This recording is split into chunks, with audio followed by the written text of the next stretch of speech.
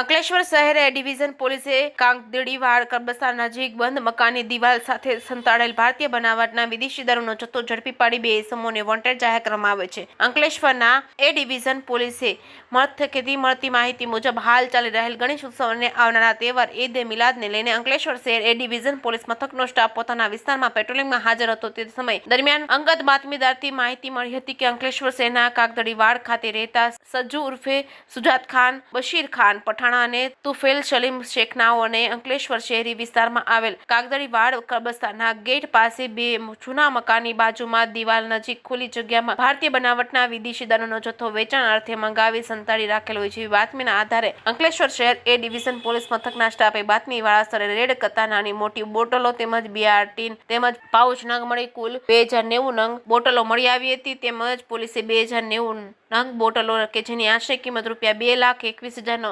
મુદ્દામાલ કબજે કરી સુજાત ખાન ઉર્ફે સજ્જુ, બશીર ખાન પઠાણ તથા ફુતેલ સલીમ શેખ નાઓને વોન્ટેડ જાહેર કરી આગળની વધુ તપાસ હાથ ધરવામાં આવી છે। જે કેસની ગુજરાતી સાથે કેતન મહેતા, ભરૂચ।